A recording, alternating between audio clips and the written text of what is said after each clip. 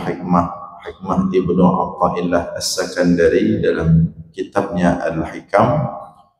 Pada subuh ini kita akan membacakan hikmah yang ke-81. Biasa jamun kita terbit semayang dan ajak subuh, nah saja hanya 4 kunci Honda kasibuk ni. 4 hoka kunci Honda, hoka ini.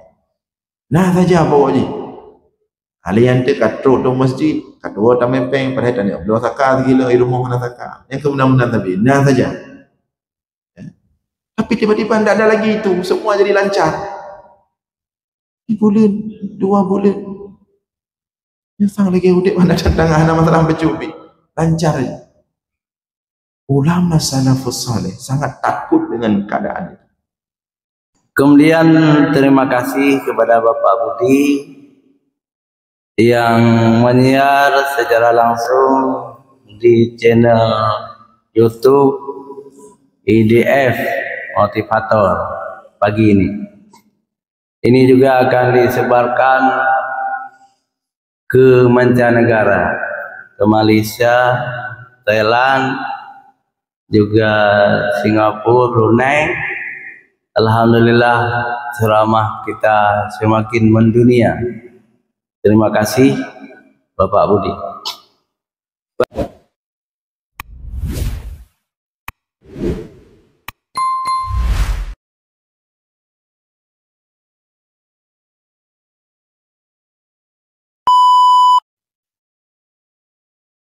Assalamualaikum warahmatullahi wabarakatuh. Alhamdulillahil wahidil ahad al-fardis samad alladzi lam yalid wa lam yulad wa lam yakul lahu kufuwan ahad walladzi laysa kamithlihi syai'un wa huwas samii'ul basir. Allahumma salli wa sallim wa barik ala sayyidina wa maulana Muhammad alladzi da'a an-nas wa arsyadahum ila tauhid rabbil ibad. Allahumma wa ala alihi wa sahbihi ajma'in, amma ba'd. Puji beserta syukur senantiasa selalu kita persembahkan kepada Allah Subhanahu wa ta'ala, Tuhan yang esa pada zatnya, yang esa pada setiap sifat-sifatnya, yang esa pada setiap af'alnya. Tidak ada satupun makhluk yang serupa dengannya dalam bentuk apapun. Selawat beriringkan salam juga kita sampaikan kepada baginda Rasulullah sallallahu alaihi wasallam, kepada seluruh keluarga dan sahabat-sahabatnya sekalian. Hadirin jamaah sekalian serta para pendengar dimanapun berada yang dimuliakan Allah, kembali kita dalam ulasan-ulasan singkat tentang ilmu tauhid, masih dalam rangkaian pembahasan hikmah Ibnu Athaillah As-Sakandari dalam kitabnya Al-Hikam. Pada subuh ini kita akan membacakan hikmah yang ke-81. Qala al-musannifu wa syarihu rahimahullah ta'ala, nafa'ana Allah bihima wa bi'ulumihima fid dharaini, Allahumma amin. Mata fataha laka babal fahmi fil man'i, adal man'u huwa ainul ata'. Mata fataha laka babal fahmi fil man'i, adal man'u huwa ainul ata'. Ketika Allah bukakan bagimu pintu pemahaman fil man'i, dalam terhalangnya sesuatu dari Allah, adal man'u wa ainul ata', maka kembalilah makna terhalang itu, ainul ata', sebagai pemberian itu sendiri. Kita ulangi, ketika Allah buka bagimu pintu pemahaman fil man'i, tentang tidak diberinya sesuatu oleh Allah kepadamu. Adan man'u huwa ainul ata. Maka makna tidak diberikan huwa ainul ata adalah pemberian itu sendiri. Nah, hikmah ini juga masih ada kaitannya dengan hikmah-hikmah sebelumnya, dan ini sebagai penutup tentang bagaimana memahami pemberian Allah atau tidak diberinya oleh Allah sesuatu kepada kita. Jadi standar yang harus kita pakai dalam memahami pemberian Allah itu adalah standar Allah itu sendiri, bukan sebagaimana kita sampaikan sebelumnya standar nafsu kita. Kalau standar nafsu kita yang kita pakai dalam memahami pemberian Allah, maka akan menimbulkan tuhmah, buruk sangka kita kepada Allah.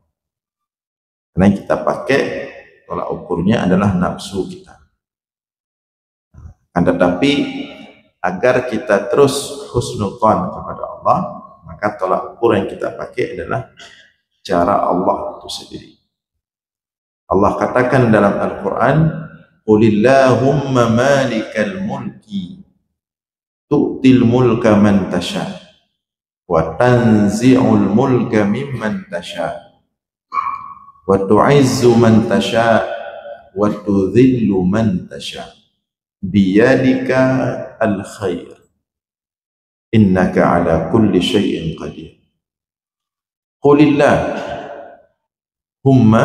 Qulillahumma, katakan wahai Muhammad, ya, Allahumma malikal mulk, wahai Allah, engkau malikal mulk, raja bagi seluruh raja.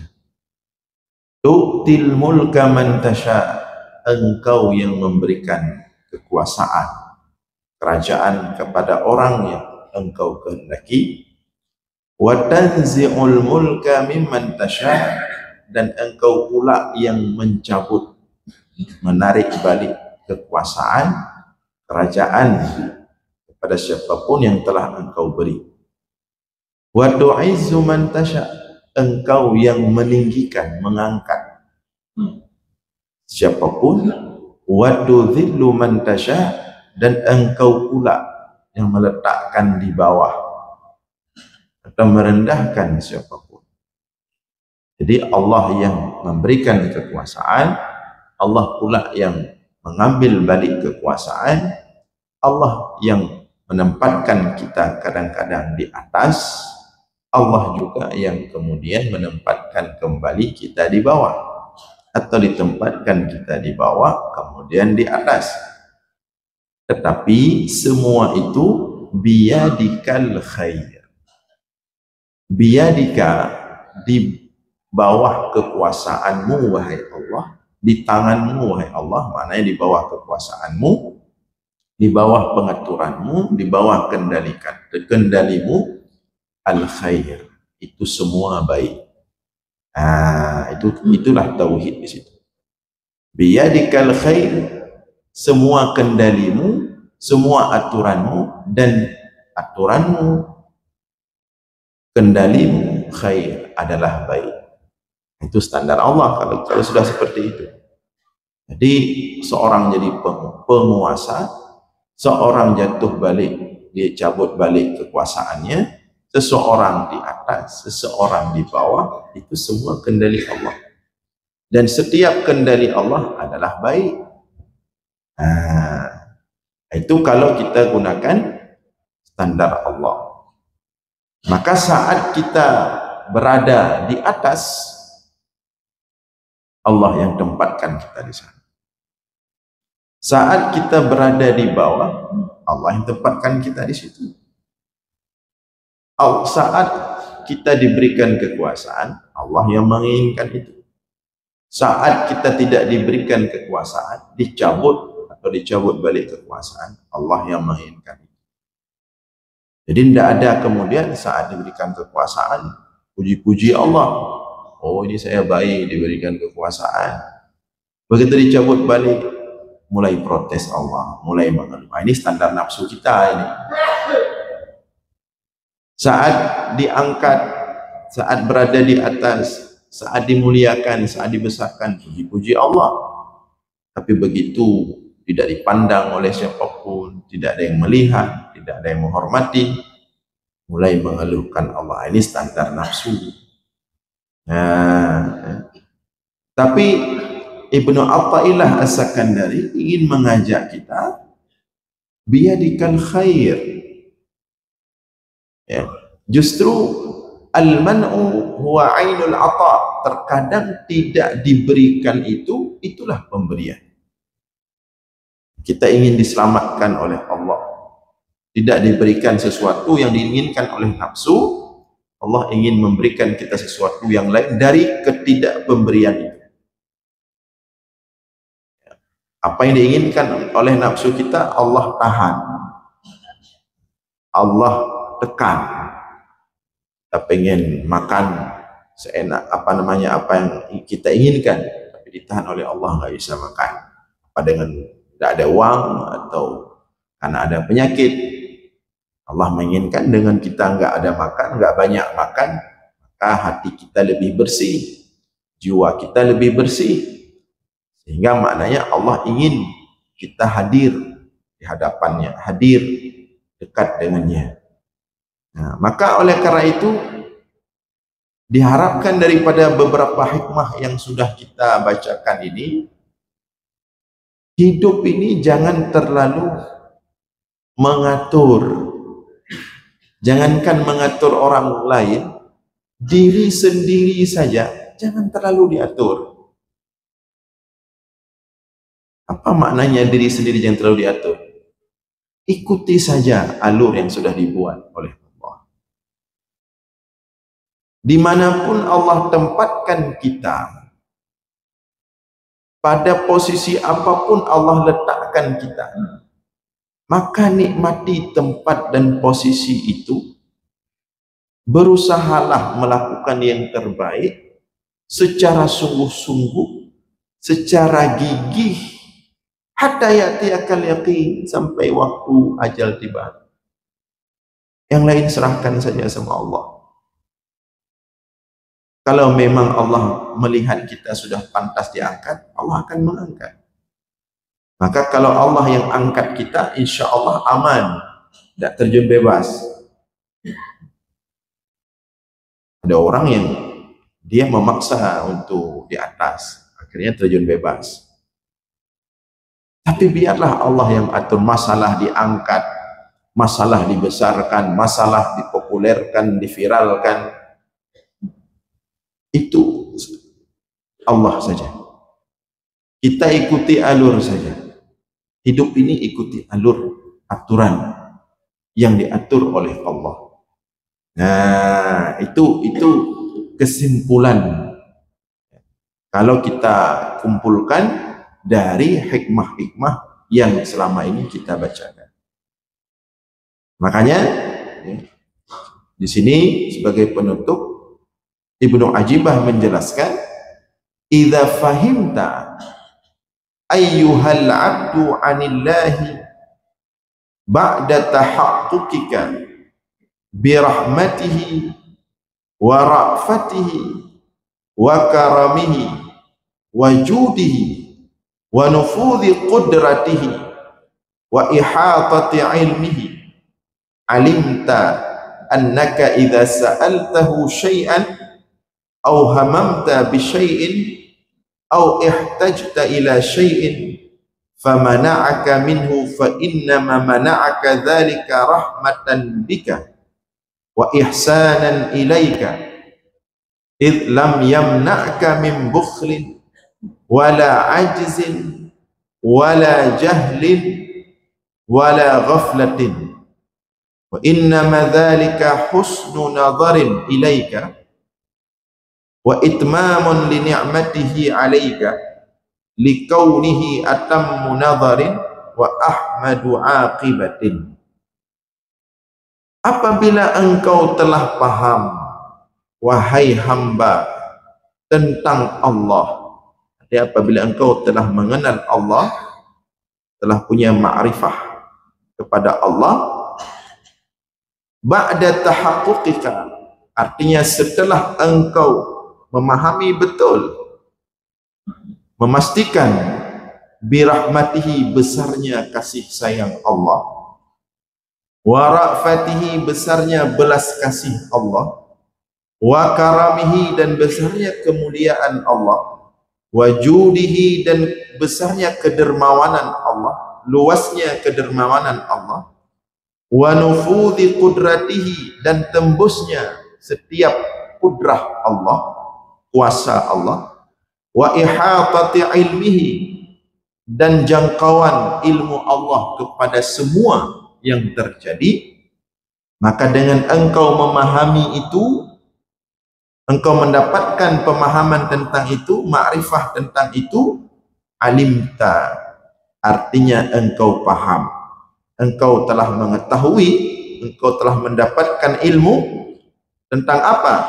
Annaka idza sa'altahu syai'an, bahwa engkau apabila meminta kepada Allah sesuatu, atau menginginkan sesuatu, atau butuh kepada sesuatu, kemudian minta kepada Allah, famana'aka minhu, tapi Allah tidak memberikan itu kepadamu, dihalangi tersampaikan permintaanmu kepadamu, fa innama mana'aka dzalika, hanya saja Allah tidak memberikan itu, rahmatan bika, itu karena sayangnya Allah kepadamu,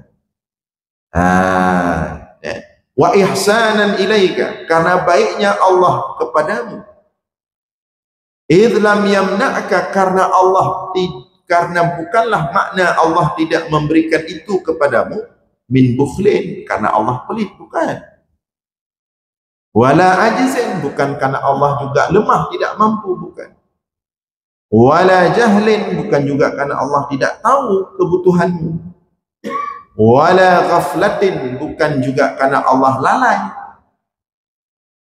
wa innama dzalika husnu nadharin ilaika, akan tetapi tidak diberikannya sesuatu kepadamu yang kamu butuhkan, itu adalah cara terbaik yang Allah melihatnya baik untukmu, wa itmamun li ni'matihi, dan itu adalah cara Allah menyempurnakan nikmatnya untukmu, dikaunihi, karenanya Allah, karena keadaannya Allah, atammu nadharin, adalah zat yang paling sempurna dalam melihat hamba-hamba, dalam melihat kebutuhan hambanya, wa ahmadu aqibah, dan zat yang paling terpuji dalam mengatur setiap kehidupan makhluk.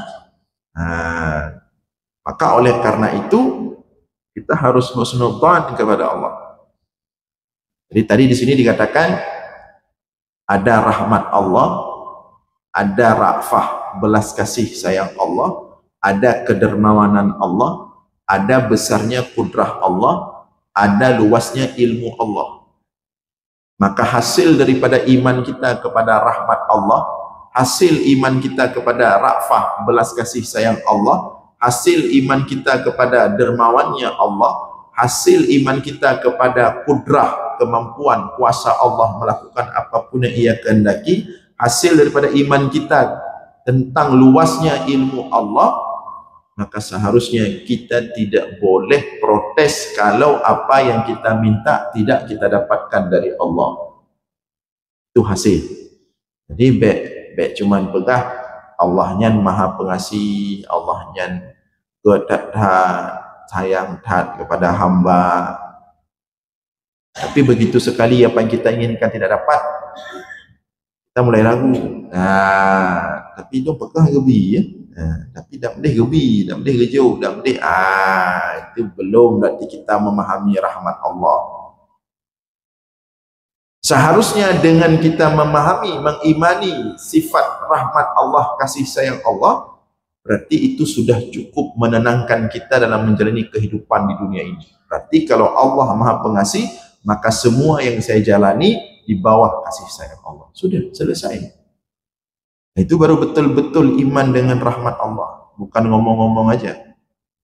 Nah, tapi kalau masih cuman baca saja Bismillahirrahmanirrahim dengan nama Allah yang Maha Pengasih lagi Maha Penyayang, setiap makan baca itu, setiap mulai aktivitas baca itu, dalam solat baca Bismillah itu, di situ ada Rahman dan Rahim Allah. Namun ketika ada masalah dalam hidup, protes. Ketika ada masalah dalam hidup, mengeluh. Nah, itu berarti belum kita mendapatkan makna rahmat Allah. Belum sempurna pemahaman rahmat Allah, sempurna pemahaman kita tentang rahmat Allah. Nah, demikian juga rafah, belas kasih sayang Allah, demikian juga kedermawanannya, demikian juga kudrahnya. Jadi ketika apa yang kita minta Allah tidak kasih itu, bukan Allah tidak mampu, kudrah Allah itu sangat besar sekali. Permintaan kita itu kecil sekali. Hajat kita itu tidak ada apa-apanya dibandingkan besarnya kudrah kuasa Allah. Cuman kenapa juga kita tidak dikasih? Ada kebaikan yang lain yang ingin dikasih oleh Allah. Agar kebaikan itu bisa dikasih, yang kita minta ini jangan dikasih. Ada kebaikan lain. Maka Allah berfirman, wa asa an takrahu syai'an wa huwa khairul lakum, wa asa an tuhibbu syai'an wa huwa syarrul lakum, wallahu ya'lamu wa antum la ta'lamun. Terkadang engkau tidak suka sesuatu, padahal itulah yang terbaik untukmu. Dan terkadang engkau suka sesuatu, cinta sekali kepada sesuatu, wa huwa syarrul lakum, padahal itulah yang buruk bagimu. Nah, jadi baik buruk itu jangan pakai standar yang kita sukai, nafsu kita jangan, tapi pakai standar Allah. Apa itu? Wallahu ya'lamu wa antum la ta'lamun. Allah mengetahui, Allah lebih mengetahui apa yang kita butuhkan, wa antum la ta'lamun, sedangkan kalian tidak mengetahui. Jadi karena kita tentang diri kita sendiri saja kita tidak tahu, tidak paham 100%, maka serahkanlah pengaturan diri kita itu di tangan Allah. Seperti kita katakan tadi, ikut alur yang sudah Allah atur saja. Toh sebenarnya hidup kita sekarang ini semua di luar aturan kita dari sejak kecil dulu. Dan kita menyadarinya. Kita sudah menjalani kehidupan 40 tahun, 50 tahun, 60 tahun. Kehidupan yang kita jalani hari ini, semua di luar konsep yang sudah kita atur sedemikian rupa sejak kita masih remaja dulu. Banyak di antara kita enggak memprediksikan hidupnya akan seperti sekarang. Akan kerja di sini, tinggal di sana, berkawan dengan sini. Dulu waktu kita masih SMP, masih SMA, kita memikirkan ke sana, ini, itu. Karena kita nggak ngerti. Tapi ternyata Allah mengatur semuanya, dan ternyata inilah yang terbaik bagi kita. Posisi kita hari ini di mana, kita duduk di mana, berkawan dengan siapa, punya istri siapa, punya anak yang bagaimana. Jadi selama ini Allah sudah atur sedemikian rupa hidup kita dan indah sekali, alhamdulillah. Mungkin seandainya Allah ikuti kita sebagaimana harapan-harapan kita waktu SMP dulu, waktu SMA masih remaja dulu. Seandainya Allah lepaskan kita ke tangan kita sendiri, mungkin sudah na'udzubillah bagaimana berantakan hidup kita sekarang, kita tidak tahu. Jadi sampai hari ini kita sudah diatur sedemikian rupa oleh Allah. Kenapa tinggal sedikit lagi ini kita mau berangkat, mau meninggal, mau selesai tugas kita di dunia ini, dan kita masih protes?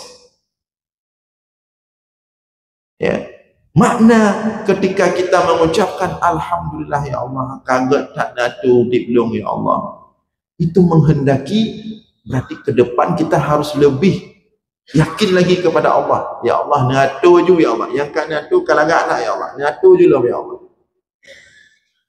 Kiban yang ron kenaki ya Allah. Long nikmati senang dah lu ni Allah. Yang kana tu lagak lah ya Allah, nyatu tu ya Allah. Baik ni pelih balung ya Allah. Yang ni pelih balung hancur malu. Itu makna wa asa an takrahu syai'an wa huwa khairul lakum. Terkadang engkau tidak suka atau benci kepada sesuatu, itulah yang terbaik. Padahal itulah yang terbaik. Dan sebaliknya, karena engkau mencintai atau sangat suka kepada sesuatu, justru itu yang buruk bagimu. Maka hidup ini jangan terlalu mengikuti nafsu kita. Rasulullah mengajarkan kepada kita, ma khaba man istakhara wa ma nadima man istashara. Tidaklah akan merugi, tidaklah akan malang orang yang selalu istikharah dalam hidupnya, dan tidaklah menyesal orang yang selalu bermusyawarah dalam hidupnya. Jadi apapun keputusan, libatkan Allah, istikharah. Kemudian apapun keputusan, apalagi yang besar-besar, biasakanlah musyawarah. Tentu musyawarah ini dengan orang-orang yang baik, ya. Kalau bisa dengan orang-orang yang takut kepada Allah. Jangan orang-orang yang tidak takut kepada Allah kita musyawarah, makin kacau. Jadi itu penyerahan yang sebenarnya kepada Allah. Jadi farubama dabbarana amran dhananna annahu lana fakana alaina. Terkadang Allah mengatur satu urusan, dhananna, kita mengira urusan itu berpihak atau yang terbaik bagi kita, fakana alaina, ternyata itu yang terburuk bagi kita. Bisa jadi justru kadang-kadang kita menganggap itu adalah pemberian yang terbaik, padahal itu yang buruk. Jadi biasa saja. Seperti misalnya termasuk orang-orang yang Allah kehendaki, dia itu Allah persiapkan misalnya untuk menjaga agama Allah dengan ilmunya, dengan kesalihannya, sebagai ulama, sebagai dengku, ustaz mengajarkan umat. Allah tempatkan dia di situ. Cuman dia pun kadang-kadang pengen juga seperti orang lain. Pengen lagi orang lain pun ada lebih macam. Tengah-tengah ketemu tengah-tengah fokus ke ilmu. Kada ke lain karya bukanya, ya buka je, ya buka usaha, ya bukanya, ya buka je. Ada ke buka, nanti tun kapayah tu belum. Anda ke buka la ilmu, kapayah tu belum. Itu maknanya Allah ingin mengatakan drone fokus ba ilmu mata bahagok fikir lagi. Jadi itu harus dipahami seperti itu. Demikian juga kita yang lain, sesuai profesi kita masing-masing. Dan itu juga sudah kita sampaikan pada hikmah sebelumnya. Kalau kita lihat keadaan hidup kita, apapun yang kita lakukan hampah, yang pah bak sabuh tempat, nasabah profesi hina cikapa, lain ku yang terpebut hampah. Itu bermakna fokus yang pah itu, yang lain-lain jangan. Berarti yang pah sabuhnya kenyang-kenyang yang diinginkan oleh Allah, yang ke fokus hina. Baiklah grup kedih jak kena. Jadi terkadang Allah mengatur suatu urusan kepada kita menganggap itu baik, padahal itu tidak baik. Wa rubbama atatil fawaid min wujuhi syada'id wasyada'id min wujuhil fawaid. Terkadang hal-hal baik itu datang dari beratnya tantangan, dari yang buruk-buruk, dan terkadang yang buruk-buruk itu datang dari yang nampaknya bagus-bagus. Dicoba oleh Allah berat-berat gitu. Ternyata ada kebaikan yang ingin Allah berikan dari cobaan yang berat itu. Demikian juga sebaliknya, ketika kita nampak baik sekali, semua hajat kita terpenuhi, semua terasa nikmat, na'udzubillah. Justru dari situ kadang-kadang timbul yang buruk-buruk.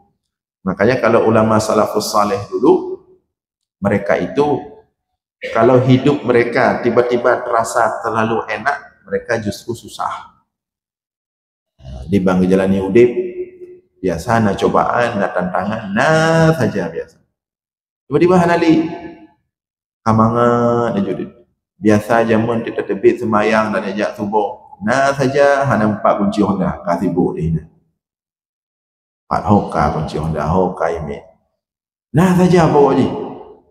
Halian tu katruk dong masjid, kadua tamepeng pada tanya belum saka gila di rumah mana saka. Yang kemudian tapi nah saja. Ya. Tapi tiba-tiba tidak ada lagi itu, semua jadi lancar. 1 bulan, 2 bulan. Yang sang lagi udip mana tantangan ada masalah bercubi. Lancar je. Ulama salafus saleh sangat takut dengan keadaan itu. Berarti justru keadaan itu sudah tidak normal. Karena dunia ini tempat masalah. Ketika kita hidup di dunia ini tidak ada masalah, justru itu tidak normal. Maka nikmati. Itu tanda kita normal. Ya. Maka ulama salafus saleh itu kalau hidup mereka terlalu nikmat, mereka itu susah justru. Pikirannya.